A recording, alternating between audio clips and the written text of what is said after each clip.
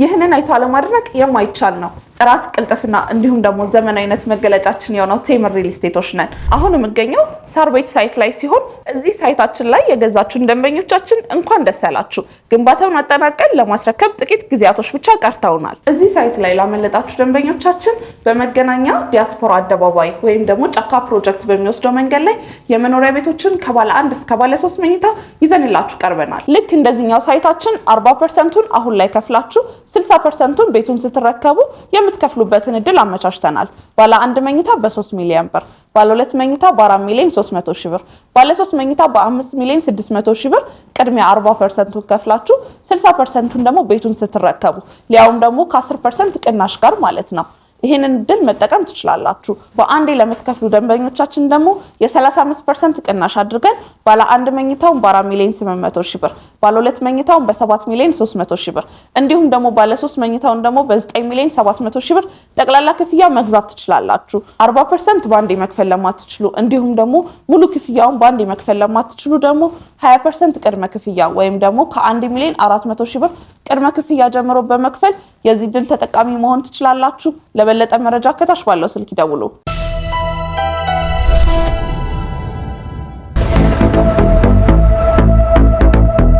ጤና ይስጥልኝ ተመልካቾቻችን፣ እንደምንውላችሁ አምሽታችኋል።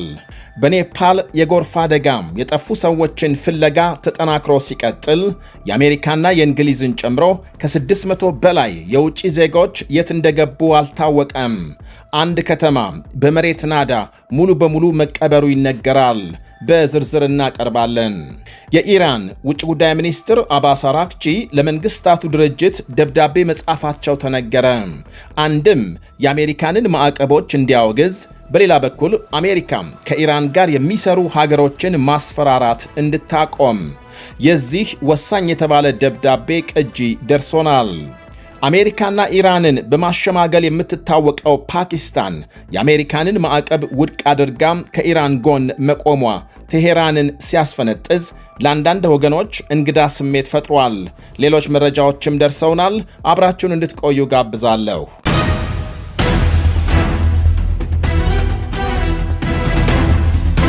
በኔፓል በደረሰ ድንገተኛ የጎርፍ አደጋ የሞቱ ሰዎች ቁጥር ከ400 በላይ መድረሱ ተነገረ።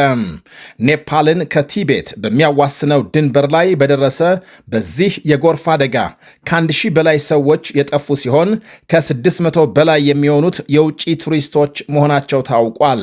ከጠፉት የውጭ ዜጎች መካከል 65 የሚጠጉት የአሜሪካና 33 የእንግሊዝ ዜጎች ይገኙበታል።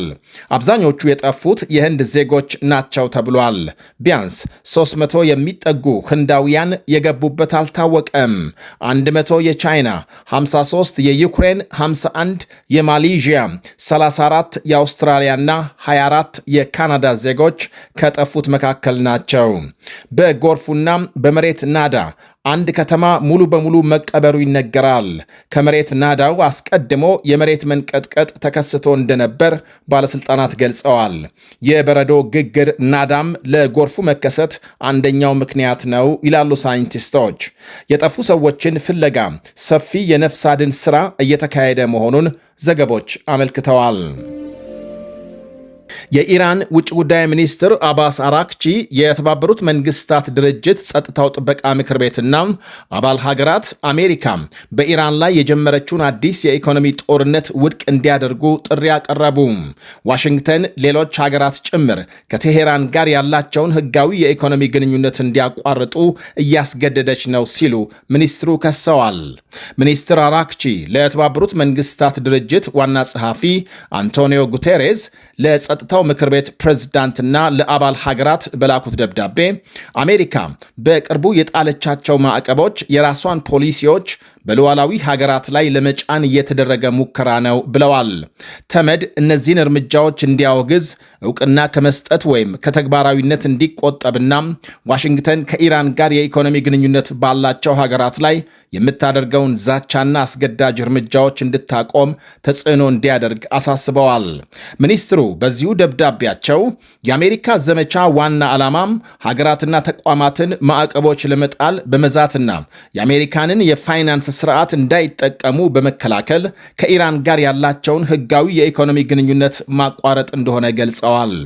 ይሄ የማዕቀብ እንቅስቃሴ ግለሰቦችንና ተቋማትን የትም ቦታ ቢገኙ ኢላማ እንደሚያደርግ የገለጹት ሚኒስትሩ ድርጊቱ ዋሽንግተን ውስጥ በሚያልፉ የአንድ ወገን ውሳኔዎች የሌሎችን ሉዓላዊ ሀገራት ኢኮኖሚያዊ እንቅስቃሴ ለመገደብ የተደረገ ሙከራ ነው ሲሉ ተከራክረዋል። ምግብ፣ መድኃኒት፣ የሕክምና መሳሪያዎች፣ ኢነርጂና ሌሎች መሰረታዊ ፍላጎቶች ላይ የሚጣሉ ገደቦች በሰው ልጅ የህይወት፣ የጤና፣ የምግብና ተስማሚ ኑሮ መብቶች ላይ ከባድ መዘዝ ሊያስከትል እንደሚችል አስገንዝበዋል። የተመድ ዋና ጸሐፊም ማዕቀቦቹ የሚያሳድሩትን ተጽዕኖ እንዲመረምሩ ሚኒስትሩ ጠይቀዋል። በአጠቃላይ የኢራን ውጭ ጉዳይ ሚኒስትር አባስ አራክቺ ያቀረቧቸው ዋና ዋና ጥያቄዎች ተመድ አሜሪካ በኢራን ላይ የጀመረችውን አዲስ የኢኮኖሚ ማዕቀብ ዘመቻ በይፋ እንዲያወግዝ፣ የአባል ሀገራት ሉዓላዊነት እንዲከበርና ሀገራቱ የአሜሪካንን የአንድ ወገን ማዕቀብ ከመቀበል ወይም ተግባራዊ ከማድረግ እንዲቆጠቡ፣ ተመድ በአሜሪካ ላይ ግፊት በማድረግ ከኢራን ጋር ህጋዊ የኢኮኖሚ ግንኙነት ያላቸውን ሀገራት የምታስፈራራበትን እርምጃ እንድታቆም ማድረግ ነው። በሌላ ዜና ፓኪስታንና ቻይና በኢራን ላይ የተጣለውን የአሜሪካ የአንድ ወገን ማዕቀብ ውድቅ ማድረጋቸው ተነገረ። ፓኪስታን ከኢራን ጋር ያላትን የሁለትዮሽ የንግድ ግንኙነት በዓለም አቀፍ ህግ መሠረት ለማስቀጠል ያላትን ቁርጠኝነት በድጋሜ አረጋግጣለች። ሀገሪቱ በአሜሪካ በኩል በቴሄራን ላይ የተጣለውን የአንድ ወገን ማዕቀብ እንደማታከብር አሳውቃለች። የፓኪስታን ውጭ ጉዳይ ሚኒስቴር ቃል አቀባይ ፓኪስታን የአንድ ወገን እርምጃዎችን በጽኑ ትቃወማለች ብሏል። እንዲህ አይነት ማዕቀቦች አሉታዊ መዘዞች እንዳሏቸውና ፓኪስታንም በዓለም አቀፍ ህግ ስር ውድቅ ማድረጓን ገልጧል። ይሄ የኢኮኖሚ ጦርነት በቴሄራንና በዋሽንግተን መካከል ያለው ሰፊ ግጭት አካል መሆኑንና ችግሮችን በዲፕሎማሲና በውይይት መፍታት እንደሚያስፈልግ አሳስቧል። ፓኪስታን ከጎረቤቷ ኢራን ጋር ያላትን የንግድ ልውውጥ በሁለቱ ሀገራት ስምምነቶች መሰረት ለመቀጠል ቁርጠኛ መሆኗንም በድጋሜ አረጋግጧል። ይሄ የፓኪስታን ምላሽ የተሰማው አሜሪካም ኦፕሬሽን ኢኮኖሚክ አውትካስት በሚል ስያሜ አዲስ ህገወጥ ማዕቀብ ከጣለች በኋላ ነው። የአሜሪካ የገንዘብ ሚኒስትር ስካት ቤሰንት አዲሱን ማዕቀብ ይፋ ሲያደርጉ ከኢራን ጋር የንግድ ግንኙነት ያላቸው ሀገራት ወይም ተቋማት ከአሜሪካ የገንዘብ ስርዓት እንደሚገለሉ ማስጠንቀቃቸው ይታወሳል። ቻይናም በተመሳሳይ የአሜሪካ ማስፈራሪያን ውድቅ አድርጋለች። የቤጂንግ ባለስልጣናት እንደገለጹት ቻይና ከኢራን ጋር የምታደርገው ትብብር ሙሉ በሙሉ በዓለም አቀፍ ህግ መሠረት የሚመራ በመሆኑ በማንኛውም አካል ሊስተጓጎል አይገባም።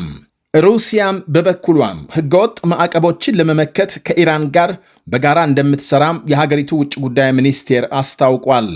የሩሲያ ውጭ ጉዳይ ሚኒስቴር ቃል አቀባይ ማሪያ ዛካሮቫ እንደገለጹት ሞስኮ ከተመሳሳይ አቋም ካላቸው ሀገራትና ከኢራን ጋር በመተባበር የማዕቀብ ጫናዎችን ለማስወገድ በቁርጠኝነት ትሰራለች ብለዋል። አሜሪካም በኢራን ላይ እያደረሰች ያለውን የምጣኔ ሀብት ጫና አስመልክቶ በሰጡት መግለጫም ሞስኮ እነዚህን ህገወጥ ድርጊቶች እንደምትቃወምና ጉዳዩ ከሚያሳስባቸው ሌሎች ሀገራት ጋር በጋራ እንደምትሰራ አረጋግጠዋል። ከኛ ጋር ተመሳሳይ አመለካከት ካላቸው ሀገራት ጋር በመሆን የማዕቀብ ጫናዎችን ከዓለም አቀፍ ግንኙነትና ትብብር ውስጥ ለማስወገድ በጋራ እንሰራለን ብለዋል። ማዕቀብ ምዕራባውያን የማይፈልጓቸውን ሀገራት ለመቅጣትና የፖለቲካ ሂሳብ ማወራረጃ መሳሪያ ካደረጉት ሰንብተዋል ሲሉም ቃል አቀባይዋ ወቅሰዋል። ይህንን አይቶ አለማድረግ የማይቻል ነው። ጥራት፣ ቅልጥፍና እንዲሁም ደግሞ ዘመናዊነት መገለጫችን የሆነው ቴምር ሪል ስቴቶች ነን። አሁን የምገኘው ሳር ቤት ሳይት ላይ ሲሆን እዚህ ሳይታችን ላይ የገዛችሁን ደንበኞቻችን እንኳን ደስ ያላችሁ።